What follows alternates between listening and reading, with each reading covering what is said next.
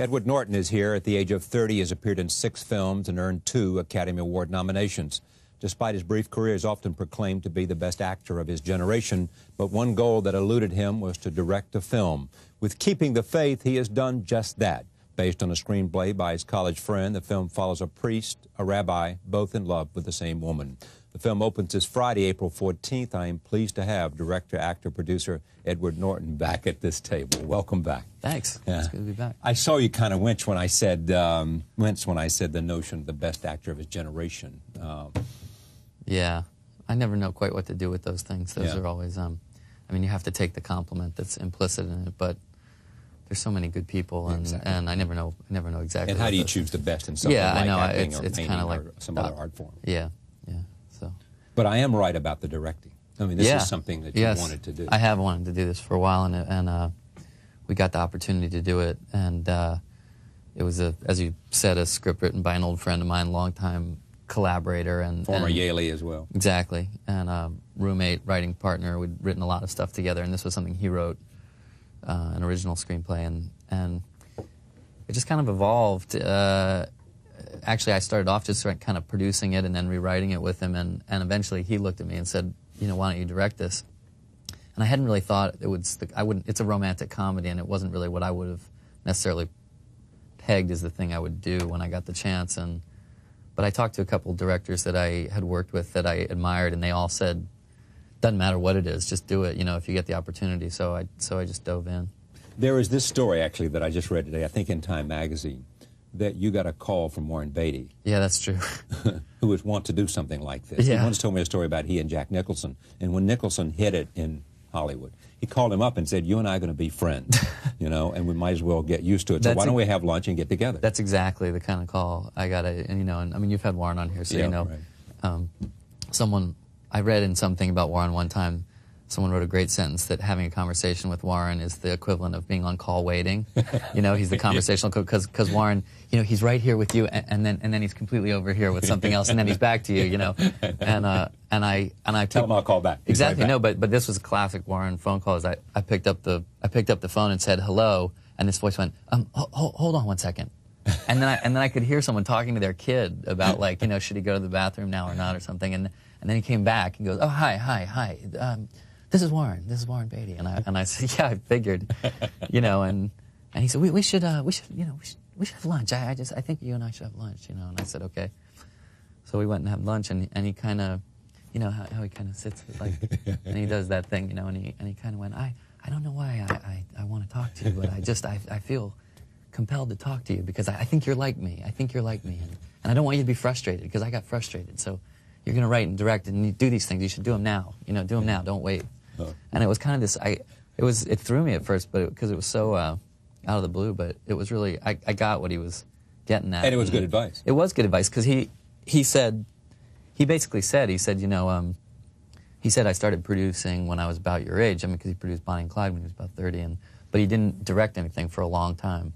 Till Reds, really. And he said to me, I shouldn't have waited that long because he said I kept waiting for that all-important thing or till I was ready. He said, I wish I'd done more of them. I think, as I remember the accounting of this thing, he said, just do it. If you have an opportunity, yeah, he said, do it. That's what he did. And then I talked to Milos Forman, too, who obviously is a great director and someone I'd worked with. And I said, you think it's a comedy? I said, do you think that makes a difference? And he went, I don't even remember my first 4 movies. It doesn't matter, Just do it. So he said, everyone said just do it. So I figured there was things about it I really liked. It was a really original screenplay, in the sense of the balance of kind of the romantic comedy, the classic screwball elements, with something that was a little more substantive too. And it was in New York, and I really wanted to make a New York movie because I've lived here for a long time. So it had components of it that to me were really interesting and good characters. So I just decided to take a shot at it. What's the story?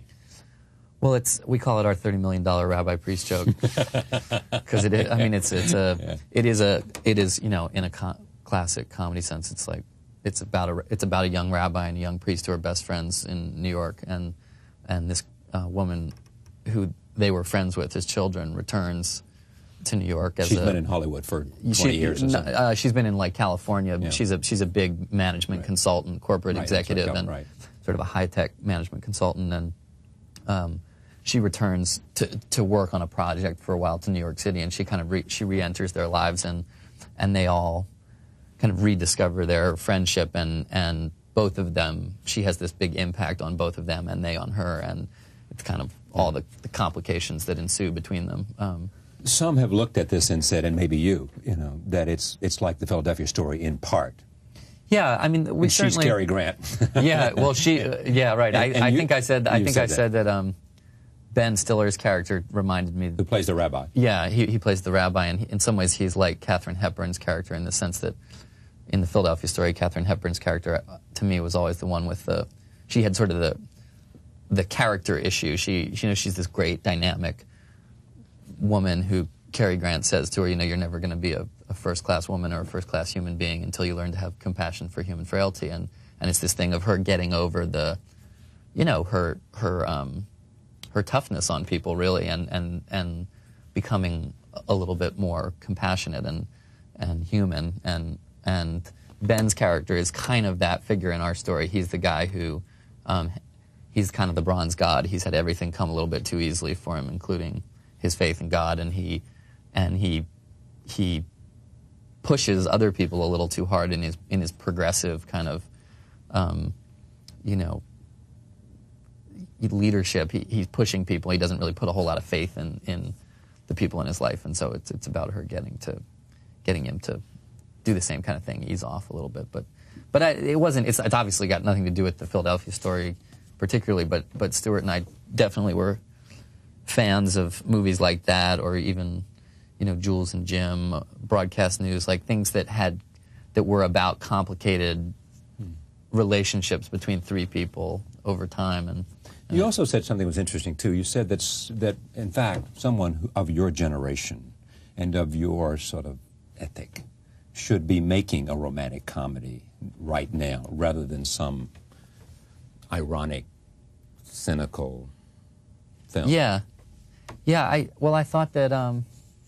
I think that there's been a trend in my generation of filmmakers, I think, to lean toward irony, detachment. Irony and detachment as a means of deflecting vulnerability. I think because I think we're a very guarded generation. We're very.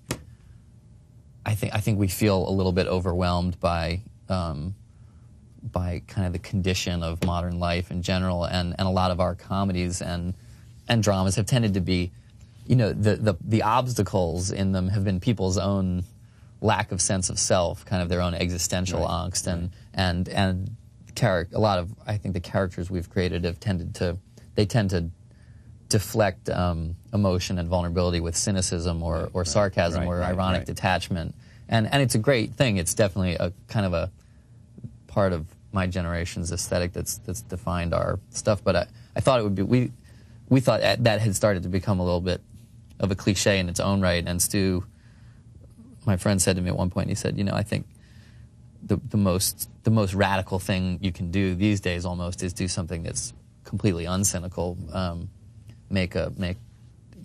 who could be more uncynical than a rabbi and a priest? So we did it. So it's part joke and it's part serious though, because they are these two guys who are very committed to their spiritual.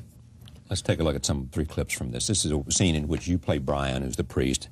Ben Stiller plays Jake, and then Anna, who is coming back. Yeah, but I think this is them talking about the fact that she's about to return. Okay. Yeah. Roll tape. Man, that is so cool. I know. Wonder why she called you. What do you mean? No, I mean, she called you. What are you, in the 8th grade still? What? That's a legitimate question. We're both listed. So he's saying, what I mean? Yeah, well, that's the thing I like about these guys is like obviously they're up there shooting hoops on the West Side Highway, and they're a rabbi and priest, but they have this like long-standing kind of banter between them, and they're very grounded kind of. Yeah, they grew up in New York. They're New York kids. Casting. Stiller, obvious. Yeah, very. He was. Stuart, actually, in Stuart's original script, the character was named Ben because Stuart Blumberg. Stuart Blumberg is my partner who wrote the script, and the character was originally named Ben because he had Ben Stiller so much in mind when he was writing it, and we Is just kind that of because of Ben Stiller as an actor, or because he knows Ben Stiller, who has a kind of quality that is part of the personification of his character? Yeah, from having watched him as an actor, I think we both talked about it a lot, and we really, you know, among the kind of peer group of actors that we knew, you know, who was Jewish, who could play a rabbi, and who had the chops to kind of balance the really broad comedy with some more sexiness. Yeah, and some more substantive stuff. I mean, Ben has some very serious dramatic stuff in this film. He has some stuff that's you know, very straight ahead and romantic and dramatic, and people have obviously seen him do Something About Mary and those kind of comedies and love him for that stuff. But we had seen him in these little films, Permanent Midnight and some other things where he played very serious parts, and we just thought he was the guy to play this, and he was. I mean, I think he's fantastic. And Elfman to play Anna? Yeah, Jenna Elfman, I had never seen her show, which is obviously very popular, but she just reminded me, when I met her, she reminded me of like those screwball comedians, in the sense that she's obviously very beautiful, but she has this kind of Lucille Ball kind of goofiness to her, you know, this ability to kind of, you know, screw up her face. So the story is about two men from different religious faiths, longtime friendship, who fall in love with her. This is a scene in which Brian and Anna and Jake, played by Ben Stiller, begins to take note of the fact that he begins to have, or he has feelings for her. Roll tape. Wow. Sexy. Would you ever just want to be free of that thing? No, you don't understand. I have a relationship with my phone. We have a chemistry together. I can't explain it. Yeah, well, chemistry's a funny thing. Yes, it is. So having made this film, having directed this film, does it whet your appetite? Is this something that you want, every other outing will be a direction? No, I mean, you know, I have a good day job, and I'm not eager to leave it. It's just but I do think that there's no real point to directing once, because the learning curve is so steep your first time out, that by the time you're done, you realize you're a big step toward understanding what it's really all about. Here's the last question about this. It would seem to me, I mean, maybe this was all laid out, but that you've got this sort of very interesting dynamic going on. You like the characters, they're interesting. It's an interesting story. But do you have questions about how you're going to end this film? For you. Sure, yeah. From the beginning, from the get-go. Because you don't want to do the obvious, yet at the same time, it leads you to certain obvious ending. Yeah, I think it's absolutely, there's a, whenever you're in genre of some kind, you have to embrace the genre, you know what I mean? And if you're in romantic comedy, I think you have to embrace certain conventions within the context of that. Though, like, for instance, without giving away one thing that happens, there's a moment that appears to be coming together toward the end of this movie that's a moment that, you know, it's kind of the clinch of the two people who have been separated and have come back together. And I was talking to Ben, and he said, you know, I did this other movie where we ran together and we kissed, and he said, can we find some way to subvert? And we thought about it for a while, and we came up with this thing that hopefully, so far with audiences, it's just like leveled the place, you know what I mean? And it's fun. Sometimes it's fun to invert expectations, you know, but yeah, it's, you know, I think the beyond kind of the romantic comedy convention, it also is a movie about,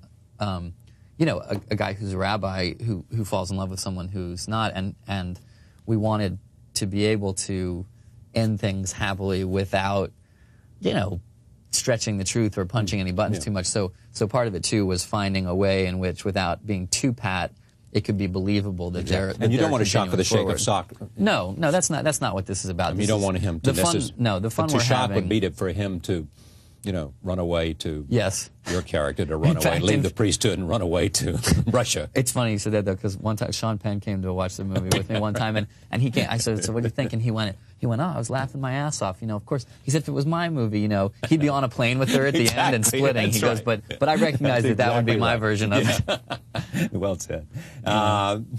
You got this script, or you thought about this when you were doing Primal Fear and American History? Not quite that far back, but yeah, when I was shooting American History X in the spring of 1997, Stu wrote the original script. So it's been a 3-year process. Did you know where it would come in the placement of your own films, from Primal Fear to Larry Flint? No, not at all. It's a long you know, it takes a long time for these things to come together, and when they come together, sometimes it's a brief window, and you kind of got to jump on them. But it just happened that right about the time I finished Fight Club, Ben had a window, he could do it, and he said he wanted to do it, and I said, you know, so we said, okay, let's go, let's do it. Was Fight Club all that you wanted it to be? It was. I would say Fight Club is my favorite film that I've been in as a film. Better than Rounders, better than Primal Fear, better than American History X?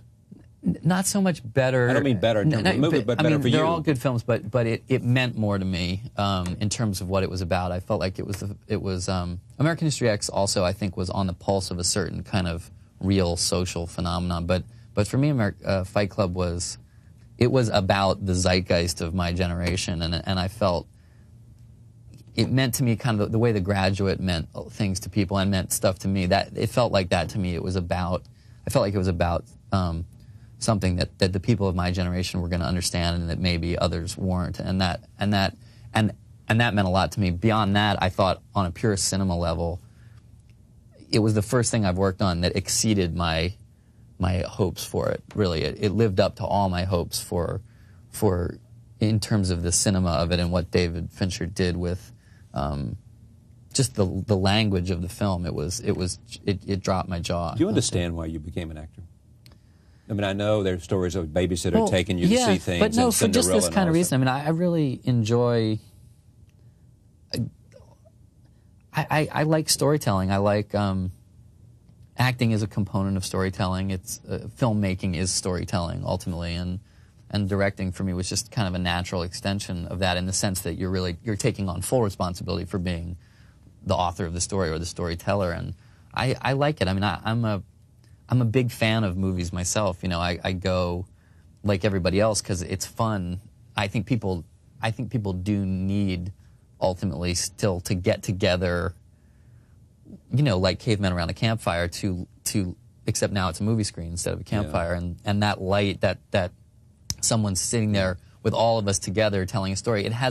There's an impact to it. I think it's the way we sort out meaning and feel connected to other people. And I think with all the hoopla that surrounds our current entertainment culture stripped away, I still think there is a core need that film as a storytelling medium fulfills, you know. What's interesting about you, too, is that people who know you talk about this sort of encyclopedic knowledge of the business. I mean, you can quote from film that you know constantly. It's a plague. I can't. It's like... It's like you've been wired to remember great scenes and great dialogue, right? Yeah, I have a weird function. If I hear things once or twice and pay attention to them, I can always... But that serves you as an actor, doesn't it? Sure, yeah. The capacity to mimic. Sure, yeah, absolutely. Absolutely. The other thing that Stu said about you is that this movie gives you a chance to reflect a different side of you that you see in a film that you haven't seen before. A little bit, yeah. Is that part of the attraction of this kind of thing? Yeah, it was a nice change of gears. I mean, like I said, I started working on this right after Fight Club, and Fight Club had been such a satisfying experience to me, treading in a certain territory. I just didn't really feel like I wanted to go into something else that was... this had a different tone to it entirely, and it was a different set of challenges. Comedy is a completely different set of challenges, and it gives you a feeling of freshness. I don't know, you know, it's like you're doing other things now too. You go, it adds spice, it adds variety. Exactly what it does. You know what I mean? It touches you in different places. It keeps you engaged. It keeps you engaged so that you don't start falling into autopilot. And I think directing makes acting more fun again because you go back and kind of rediscover it. I mean, the cliche is you use other muscles. Yeah, exactly. Muscles. So you do your other show, and then you get to come back here, and maybe this doesn't get to be as regular. You know what I mean? It starts to be you appreciate it more when you've been away. Yeah, absolutely. The notion of auditioning. Did I read somewhere? I mean, I read somewhere about projects that you're considering. And did I read somewhere that you had to audition? Do you still audition for things? I haven't auditioned for anything in a while. I'd say the last thing I sort of auditioned for was American History X, which was largely, in some ways, auditioning for myself in a way, because Tony Kaye and I both wanted to we just wanted to test it out, you know, see if it wore well on me. But But since then, I don't think I've... It's primal fear, almost. Yeah, I don't think I've really auditioned for anything in a while. You know, that's kind of the fun of becoming your own boss. It's like, you know, you decide you're going to direct, and you say, well, you know, who do I want to play the priest? Well, me. You know, like, and you kind of say... So you came to that conclusion? Yeah. You know, I figured if I was... part of it, too, was that helped give me the leverage to get a certain budget, and, you know, if I would be in it, that would certainly give me a little bit more leverage. What's the next project? I'm going to take a little break, and I'm going to go this summer and do a movie called The Score with Robert De Niro and Marlon Brando, which should be fun for all the obvious reasons. I still kind of have to. The obvious reasons I say it with a straight face, like a rather remarkable group of actors. Yeah, I try not to like get this like smug grin on my face when I say who's going to be in it. But it's kind of exciting. I would do it really just for the poster. You know, that's great. Yeah, I just say exactly just for the three of us. Just to say, yeah. Who's directing? Frank Oz is directing. Oh, this is terrific. Yeah, and it's kind of in some. I mean, people were saying this film is a sort of a shift of genres for me, but Frank's doing the same. Frank's done mostly comedies, but this is like a heist film. You know, it's pretty. It's like a genre, like a. Because I remember the story. You're the young guy, and then you're going to convince some old guy not to retire to Yeah, it's about that. some burglars, essentially thieves, and kind of more cat burglar types, and you know, it's like Thief or you know, kind of some of those good old gritty thief movies, which I always liked, and not so much Thomas Crown Affair, more kind of like Thief, like Michael Mann's movie, and De Niro plays a guy who's a sort of a veteran who's kind of trying to get out of the game in a way, and I try to convince him to do one last big score with me, and Marlon kind of is the kind of fence who's sitting behind the whole thing, orchestrating it all. He's I talked to him the other day about it. He's great. Can you do Marlon? Marlon, well, everybody has their own version of Marlon, you know. I said we were talking. I said, I'm going to get in, try to get in shape for this because the guy's supposed to be able to climb ropes and things like that, he said, what do you mean get in shape? Because you're a skinny little punk. I've got to lose 50 pounds, for this thing, and he's great. He's sharp as a tack, and he's terrific. Yeah. Have you ever had him on here? No, I've tried hard, and I continue to try. I want to do it in the right way. I mean, I'm hoping that he'll do it because he and I have had conversations about it. I mean, he'll say things like, if you come with me to Tahiti, maybe we'll do it. Right, yeah, he wants to or come to have dinner and we'll talk about it, or that kind of thing. Yeah, I think he's got about a bank of phones in his apartment, in his house up on Mulholland Drive, where it is at the top of the mountain, in which he places calls to lots of friends. Yeah, he's funny. I've enjoyed the times I've talked to him. So the film is underway now? You're filming? No, we'll start it this summer. Keeping the Faith opens this Friday, April 14th, nationwide. Edward Norton doesn't do many of these, and I'm always pleased when he... That's an it's fun. understatement, it's fun. Isn't it? When you can have more than 4 minutes, it's get some real conversation going. Thank you for coming. My pleasure. Keeping the Faith opens this Friday, April 14th, nationwide. Back in a moment. Here's an Eico Model 950B resistance, capacitance, comparator bridge, and the main use for this instrument is for checking capacitors. It can also check resistors and inductors. These units were made for several years. In fact, this unit was made in 1963 according to some date codes I found. The nice thing about these older capacitor testers is they will test a capacitor at higher voltages. In tube-type electronics, it's not uncommon to find capacitors rated at 400 to 600 working volts, and this tester will provide up to 500 volts to test those capacitors. When checking a capacitor with a modern capacitor meter such as this, the amount of voltage applied across the capacitor is very small. Therefore, a capacitor might actually check okay, But when that same capacitor is operated in circuit where several hundred volts is placed on it, then the capacitor might exhibit leakage. And that's where this tester comes in. But like any other vintage piece of electronic equipment, this tester is going to need an overhaul before it can be expected to be accurate and reliable.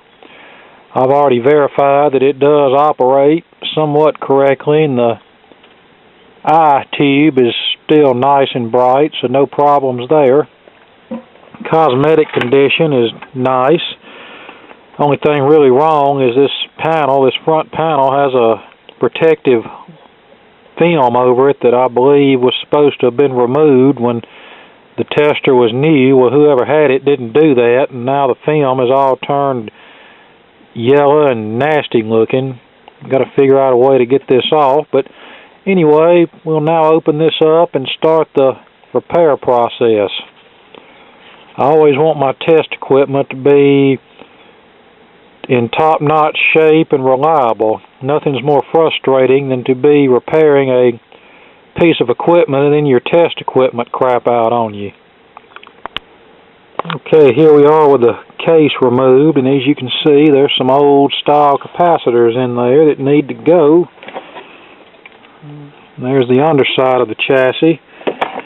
Now, there are 3 capacitors in here that are worth mentioning. There is a 200 picofarad capacitor, a 0.02 microfarad capacitor, and a 2 microfarad capacitor that are in the bridge circuit, and these are all 3 of those are precision capacitors, which means I need to replace them with something with a very close tolerance, like 1 to 2%, in order to help ensure the accuracy of this piece of test equipment.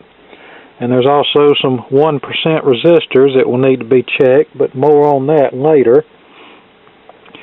Most all the other caps can be replaced with what I have in stock, so I'll get started on that. And I'll go ahead and order the precision caps that are needed. And there's one other thing I want to show you regarding capacitors, but that can wait for a minute or two. Right now, we'll get started replacing the standard value capacitors that this tester uses. Okay, we have most all of the capacitors replaced, except for the precision capacitors that I mentioned earlier. That would be this big joker here and these 2 capacitors under here. Here's the underside of the chassis. Now here's one capacitor that's going to be a slight problema.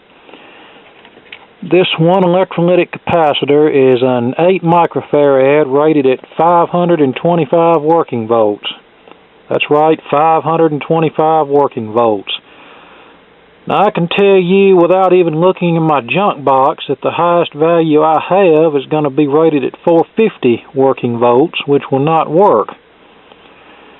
And honestly, electrolytic capacitors above 450 volts in today's world are hard to find, and they're expensive when they do turn up. However, I'm not going to let this slight problema hold us back here. Allow me to demonstrate. Okay, and here's how we get around that capacitor problem.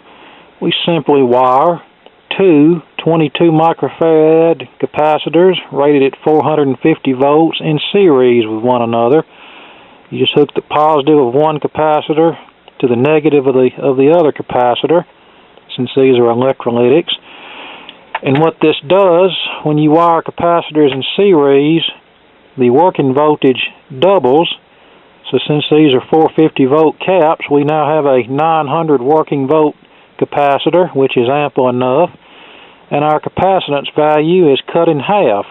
So since each cap is a 22 microfarad, we now have an 11 microfarad cap, as I'll demonstrate on the capacitance meter.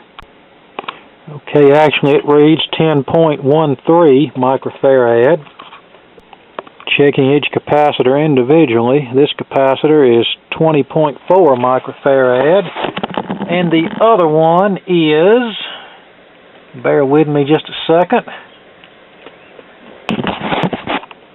21.1 microfarad. So yep, that would give you your 10 microfarad reading. So that's close enough to 8 microfarad to work satisfactorily. Okay, way back several years ago when I was taking electronics, they taught us this little trick about wiring capacitors in series, but they advised us not to do it unless we just had to, because if one capacitor starts to fail, it could place undue stress on the other capacitor and cause it to fail or else explode, and we certainly don't want that to happen. So I think the way I'm going to minimize that is to wire a 470 k ohm resistor across each capacitor. And actually I read about the resistors from an article on the internet, someone else who restored one of these Eico capacitor testers just like what I have, and it does make perfect sense to use the resistors, so that's what we're going to go with. Okay, here we are with all the capacitors replaced except for those precision capacitors, which I still need to order. We're connected to a current production 0.047 microfarad cap, and we'll rotate this knob until we see maximum eye opening.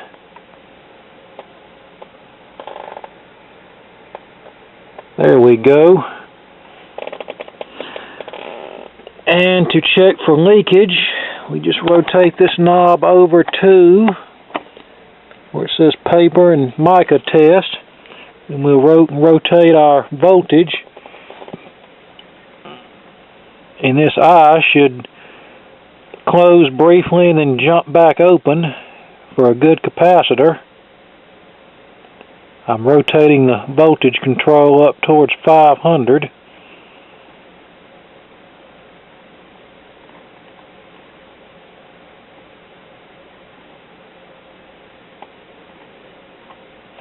So as far as I'm concerned, this capacitor is good. Now, of course, you don't want to touch those leads while you're making this test. You might get zapped. We'll turn it all the way back to 0. Okay, we're now connected to an old 0.05 microfarad cap, and as you can see, the eye is just barely open. So let's check it for leakage. Rotating our voltage control. Whoa! The eye closes and does not open, so that capacitor is very, very leaky. As you can see, it opens up just a little bit the longer you leave it connected. So yeah, that capacitor is very, very leaky. Okay, we're about out of time, so I'll do another video once I get those precision capacitors in to complete this, and I'll do a more in-depth presentation at how to test old capacitors. Okay, thanks for watching. More to come.